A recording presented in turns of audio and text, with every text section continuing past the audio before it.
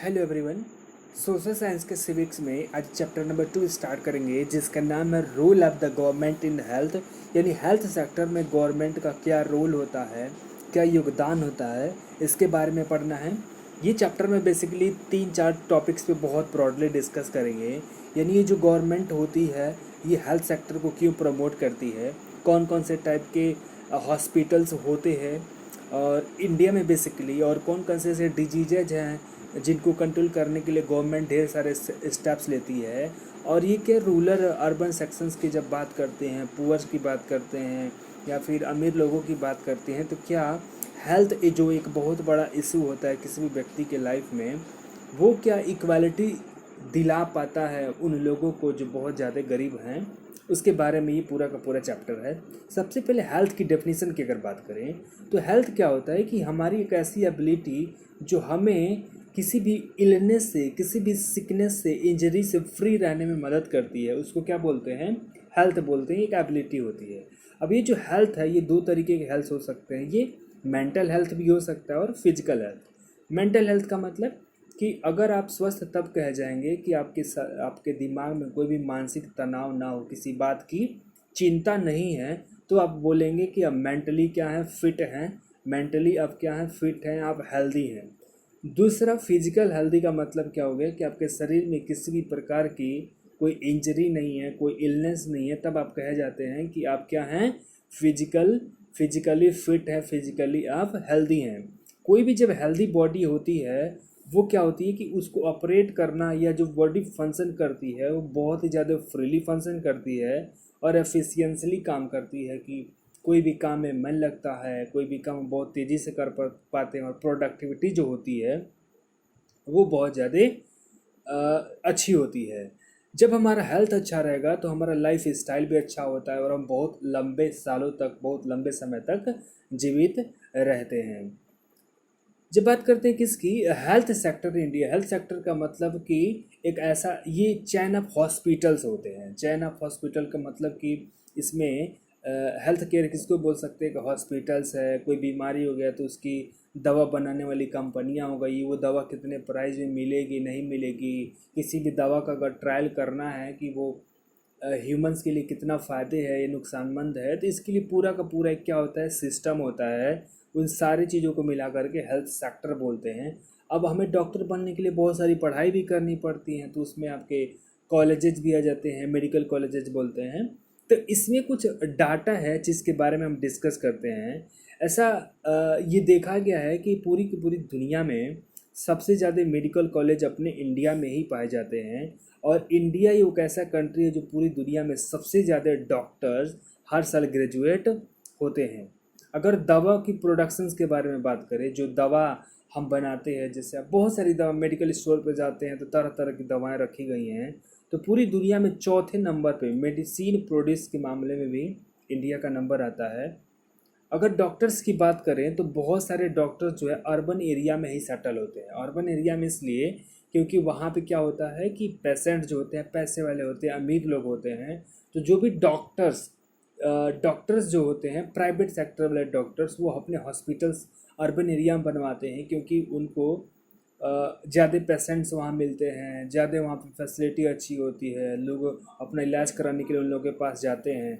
इसीलिए बहुत सारे डॉक्टर्स जो है अर्बन एरिया में भी सेटल होना पसंद करते हैं as compare to the rural area. ठीक, गाँव वाले सेक्शंस में बहुत ज़्यादा जो है कम मात्रा में डॉक्टर मिलते हैं, बहुत ही लो क्वालिटी की आपको हेल्थ फैसिलिटी जो है मिलती है। इसीलिए जो रूरल सेक्शन वाले, गांव वाले एरिया में जो लोग रहते हैं, उनको अगर वो अच्छी क्वालिटी की मेडिकल फैसिलिटी लेने के लिए उनको बहुत लंबे लंबे दूरी तक डिस्टेंस करना पड़ता है और बहुत ज़्यादा उनके खर्चे भी हो जाते हैं। ऐसा कुछ डाटा है कि ट्यूबरकुलोसिस, जिसको टीबी बोलते हैं, जो एक तरीके की बीमारी है, हर साल इस टीबी के कारण इंडिया में 5 लाख लोग हर साल मारे जाते हैं।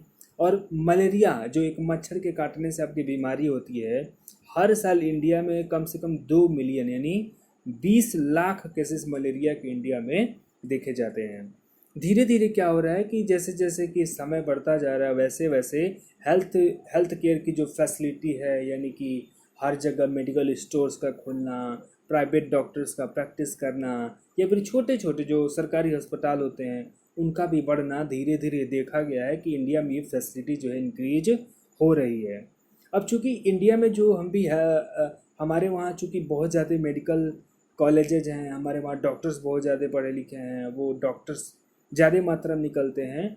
और चूँकि इंडियन करेंसी जो है बहुत ही कम मात्रा में ये कह सकते हैं कि डॉलर के कंपेयर में जो अमेरिकन एक करेंसी है, डॉलर जो करेंसी है या फिर यूरोप की जो यूरो करेंसी है उसके कंपेयर में हमारी जो करेंसी इंडियन INR है वो बहुत ज़्यादा कमज़ोर है। इसलिए क्या होता है कि बाहर से विदेशों से बहुत सारे लोग जो है इंडिया में अपना ट्रीटमेंट करवाने के लिए आते हैं। तो जो लोग भी इंडिया में इस बात के लिए आते हैं कि उनको अपना हॉस्पिटलाइज होना है और अपने बीमारी का इलाज करवाना है तो उनको मेडिकल टूरिस्ट बोलते हैं। तो ऐसा देखा गया है कि पिछले 5 से 7 सालों के अंदर में कि इंडिया में बहुत सारे जो मेडिकल टूरिस्ट भी आ रहे हैं अपना इलाज करवाने के लिए। इसके बावजूद भी जब हम ये जानते हैं कि हमारे वहाँ बहुत ज़्यादा मात्रा में डॉक्टर्स हैं, बहुत ज़्यादा मात्रा में हमारे वहाँ मेडिकल हॉस्पिटल्स हैं, मेडिकल कॉलेज हैं, स्टोर्स हैं, फिर भी हमारे वहाँ इतनी ज़्यादा मात्रा में पॉपुलेशन है, या फिर यूँ कहे तो चूँकि पॉपुलेशन 70% पॉपुलेशन जो है इंडिया में रूरल सेक्शन में रहती है, तो हमारी गवर्नमेंट जो है या हम यूँ कहें पूरे इंडियंस लोग जो हैं एक साथ सबको जो है क्लीन ड्रिंकिंग वाटर आज तक हम प्रोवाइड नहीं करा पाए हैं। आज भी आप रूरल सेक्शंस में जाएंगे, आप देखेंगे लोग नलका का पानी पीते हैं, हैंड पाइप को चला करके उसका पानी पीते हैं, या फिर बहुत सारे लोग जो है ये जो कुआं होता है उसका पानी पीते हैं, या फिर बहुत सारे पानी जो पीते भी हैं वो अगर गंदा हो जाता है तो ये नहीं उसको साफ़ करके पिए। तो इंडिया में आज भी एक कंडीशन है कि जो हम सारे लोगों को जो है क्लीन और ड्रिंकिंग वाटर जो है हम उनको प्रोवाइड नहीं कर पा रहे हैं। और आपको जान के हैरानी होगी कि जितनी भी सारी कम्युनिकेबल डिजीज़ होती है, कम्युनिकेबल डिजीज़ का मतलब अगर आपको ये डिजीज़ है तो आपसे दूसरे को भी ट्रांसमिट हो सकती है। तो ऐसी बहुत सारी डिजीज़ केवल जो है पानी पीने के कारण ही होती है। आप ख़राब पानी, गंदा पानी पीते हैं, पॉल्यूटेड वाटर पीते हैं, आपके पेट के अंदर में जर्म्स चले जाते हैं, बैक्टीरिया चले जाते हैं, वायरस चले जाते हैं, आपके लंग्स को, आपके लीवर को, आपके पेनक्रियास को, एवरीथिंग जो बॉडी के अंदर में पार्ट्स उसको डैमेज करते हैं, तरह तरह की बीमारियां हो जाती हैं। एक और ऐसा डाटा है कि इंडिया में जो बच्चे होते हैं तो आधे से ज़्यादा बच्चे, अगर 100% अगर बच्चे हैं तो उनमें से 50% से ज़्यादा ऐसे बच्चे होते हैं जिनको एडिक्वेट मात्रा में फूड भी नहीं नसीब होता है कि अब उनको वो जो खाना कंज्यूम कर रहे हैं उसमें पर्याप्त मात्रा में प्रोटीन है, कार्ब्स है, फैट है, मिनरल्स है, वाइटामिन्स है। तो वो जो खाना खाते हैं उसमें ये न्यूट्रिएंट्स की भी कमी होती है। इसके कारण क्या होता है, जो बच्चे पैदा हो रहे हैं या बच्चे ऑलरेडी जो ग्रो कर रहे हैं उनको तरह तरीके की बीमारियां हो जाती है। किसी के अंदर में कोई और बीमारी है, विटामिन्स की कमी है, कोई दुबला है, कोई बहुत ज़्यादा पतला है, किसी का पेट निकला हुआ है, बहुत तरीके की बीमारियां होती हैं। और बहुत सारा ये देखा गया है कि जो बच्चों का जो वज़न है जन्म के टाइम में, जब बच्चे जन्म लेते हैं तो उनका जो उनके अंदर में एनीमिया की प्रॉब्लम हो जाती है। मदर्स जो होती हैं उनको भी यही सेम कंडीशन की, जो भी वो फूड कंज्यूम कर पा रही हैं उसमें नहीं मिल पाता है, प्रोटीन नहीं मिल रहा है, उनको आयरन नहीं मिल रहा है, इसके कारण से बहुत सारी दिक्कतें हो रही हैं। और जब बात कर ही रहे हैं किसकी, हेल्थ सेक्टर की, तो हेल्थ सेक्टर जो है 2 टाइप्स के होते हैं। एक होता है प्राइवेट हेल्थ सेक्टर, दूसरा होता है पब्लिक हेल्थ केयर। तो जो हेल्थ हॉस्पिटल या मेडिकल स्टोर गवर्नमेंट के द्वारा रन किया जाता है उसको बोलते हैं पब्लिक हेल्थ केयर। और जो किसी प्राइवेट व्यक्ति के द्वारा, कोई इंडिविजुअल व्यक्ति या ग्रुप ऑफ द पीपुल्स के द्वारा कोई हॉस्पिटल खोला गया है तो उसको प्राइवेट हेल्थ केयर की कैटेगरी में रखते हैं। समझ गए? पढ़ते हैं कि ये जो पब्लिक हेल्थ सर्विस होता है ये क्या है कि ये chain of the health centres होता है। चैन समझ रहे हैं कि एक दूसरे से कड़ी से द्वारा जुड़े होते हैं। कि हेल्थ के सेंटर्स है, हॉस्पिटल्स है जो गवर्नमेंट के द्वारा इनको रन किया जाता है। इनके बहुत सारे कैरेक्टरिस्टिक होते हैं, दो एक एक करके इनको जानते हैं। सबसे मेन कैरेक्टरिस्टिक ये है कि जो पब्लिक हेल्थ होता है ये मिंट तो ये पब्लिक जब हेल्थ की बात करते हैं तो ये चूँकि किसके द्वारा प्रोवाइड करवाया जाता है, ये प्रोवाइड किया जाता है गवर्नमेंट के द्वारा। क्या देने के लिए? क्वालिटी हेल्थ केयर सर्विसेज देने के लिए। क्वालिटी हेल्थ केयर सर्विसेज किसको देना है, क्यों देना है? वो इसलिए देना है कि ये जो प्राइवेट क्वालिटी हेल्थ केयर है, सबसे पहले ये टारगेट कर रहे हैं उन पुअर लोगों को जो दो वक्त का रोटी इंतजाम करने के लिए इधर उधर काम करते हैं, कुछ पैसे कमाते हैं। अगर उनके परिवार में किसी व्यक्ति की अगर तबीयत खराब हो जाती है, स्वास्थ्य हेल्थ जो है डैमेज हो जाता है, उनके पास इतने पैसे नहीं हैं कि वो क्या कर सकते हैं, इलाज करवा सकते हैं, ऐसे लोगों को गवर्नमेंट जो है टारगेट करती है कि उनको कम से कम फ्री में, अगर फ्री में नहीं हो पा रहा है तो कम से कम कॉस्ट पे, कम से कम पैसे पर ऐसे लोगों का क्या करें, इलाज करवाएं। इसके लिए गवर्नमेंट ने क्या किया है कि विलेज लेवल पे गांव के लेवल पे जो है कुछ हेल्थ सेंटर खोल रहे हैं, जिनको आप आशा बोलते होंगे अपने गांव में। तो वहाँ पे यूजुअली क्या होती है कि नर्स होती हैं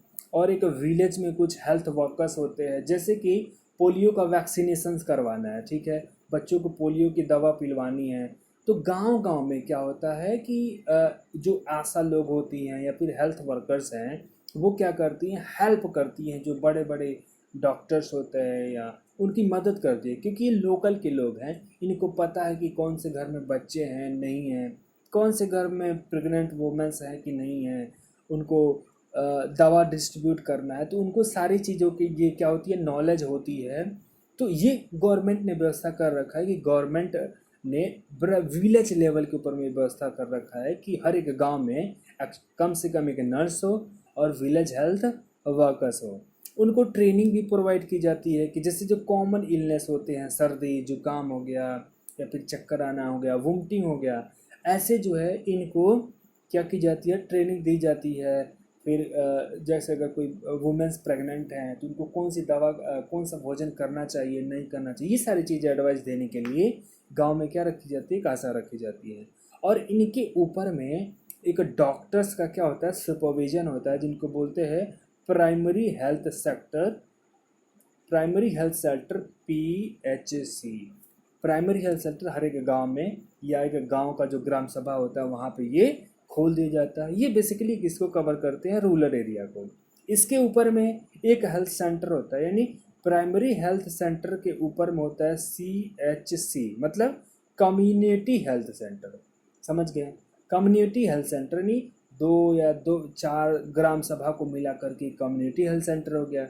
इसके ऊपर में अब एक डिस्ट्रिक्ट लेवल पे इससे बड़ा हॉस्पिटल होता है, जिसमें इन इन हॉस्पिटल्स में जो डॉक्टर्स होते हैं, यानी PHC में, प्राइमरी हेल्थ सेक्टर में या कम्युनिटी हेल्थ सेक्टर में जो डॉक्टर है उनसे थोड़ा सा ज़्यादा एजुकेटेड, ज़्यादा एक्सपीरियंस वाले डॉक्टर्स आपको कहाँ मिलेंगे, डिस्ट्रिक्ट लेवल वाले डॉक्टर, डिस्ट्रिक्ट लेवल वाले हॉस्पिटल्स में मिलते हैं।